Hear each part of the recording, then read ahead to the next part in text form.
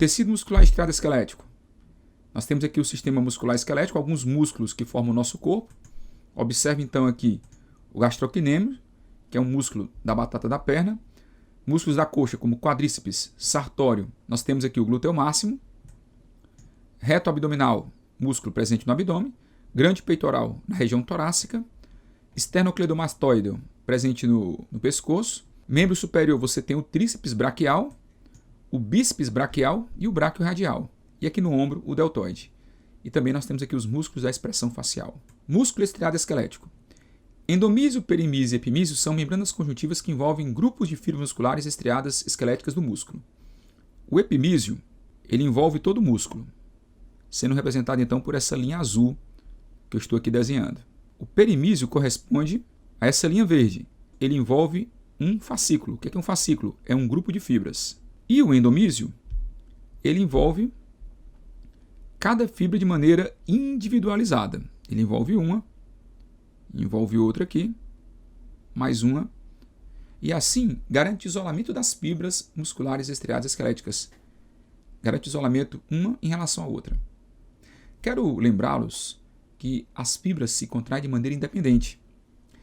E a contração, ou ela acontece ou ela não acontece. Chama-se lei do tudo ou nada para a contração muscular. Ou tem contração ou não tem contração. Ou é 0 ou é 1.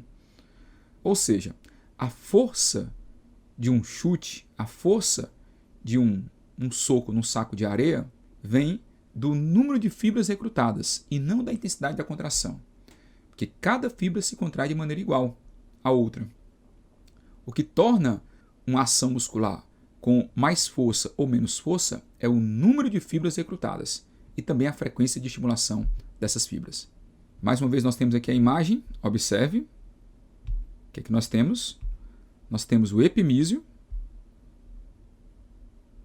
nós temos o perimísio e o endomísio. Então, ampliando aqui, você observa o osso. Aqui você tem o osso. Aqui você tem o tendão colado ao epimísio. Quando eu amplio, eu tenho aqui o músculo. Esse músculo envolvido pelo epimísio.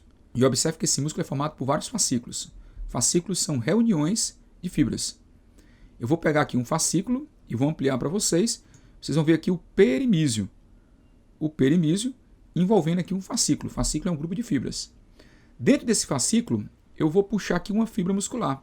Quando eu puxo essa fibra muscular, você observa que ela é envolvida pelo endomísio. Olha o endomísio aqui. E dentro da fibra, nós temos as miofibrilas, que são sequências de vários sarcômeros. Bom, qual a estrutura do tecido muscular estriado-esquelético? Ele é composto por fibras que derivam de mioblastos. Então, mioblastos são células-tronco presentes lá no período de desenvolvimento pré-natal. Essas células-tronco formadoras das fibras musculares estriadas-esqueléticas se fundem, dando origem a uma fibra muscular imatura, que acaba dando origem a uma fibra muscular matura. Então, mioblastos são células-tronco que vão se fundir e vão se diferenciar em fibra muscular estriada esquelética. Fibras multinucleadas devido à fusão de mioblastos, daí o fato de elas terem vários núcleos, são estriadas porque têm sarcômeros. Então essas linhas escuras e claras são consequências da sobreposição de miofibrilas. Quando você observa uma miofibrila, você nota que elas têm zonas escuras e claras. Agora você imagina várias miofibrilas uma em cima da outra. Então você vai ter faixas escuras e claras. É o que caracteriza esse tecido como sendo um tecido muscular estriado, com núcleos periféricos e longas, com até 30 centímetros. Observe aqui, eu tenho 3 fibras e eu tenho os núcleos periféricos. Em relação à fisiologia do tecido muscular estriado-esquelético, ele não possui atividade mitótica, mas se regenera, porque ele tem células satélites. As células satélites são remanescentes dos mioblastos.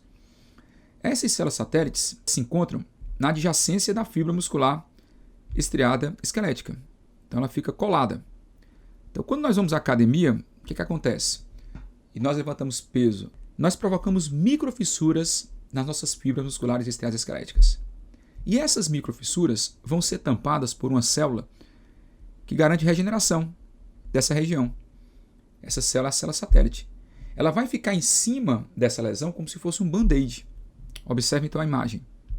O que nós temos aqui?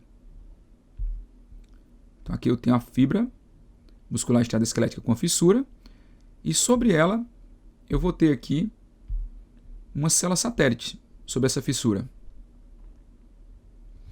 O papel da célula satélite é regenerar essa fibra muscular estriada esquelética. Então ela vai ficar em cima e vai se fundir, adicionando um núcleo à fibra muscular estriada esquelética. Ela fica em cima da lesão, se funde e adiciona o núcleo. Com mais um núcleo, mais DNA. Com mais DNA, maior capacidade de produzir RNA mensageiro e produzir proteínas que vão se organizar em sarcômeros.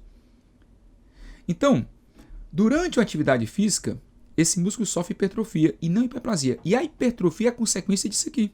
Ou seja, quando nós vamos à academia e levantamos peso, nós provocamos microfissuras nas nossas fibras. E essas microfissuras vão ser tampadas por células satélites. E ao serem tampadas, a célula satélite adiciona o seu núcleo à fibra muscular estriada esquelética madura, permitindo que ela possa sintetizar mais proteínas para se adaptar àquela condição.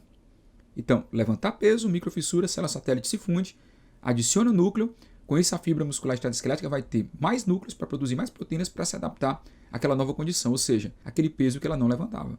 Lembremos que hipertrofia é o aumento do tamanho de um órgão por aumento do tamanho das células. Não confunda com hiperplasia. Hiperplasia é o aumento do tamanho de um órgão por aumento do número de células. É o que acontece com o útero gravídico. O útero de uma mulher grávida, ele aumenta de tamanho também pelo aumento do número de fibras musculares lisas. No caso, é uma hiperplasia. O tecido muscular estriado esquelético ele tem contração forte, voluntária, descontínua e rápida.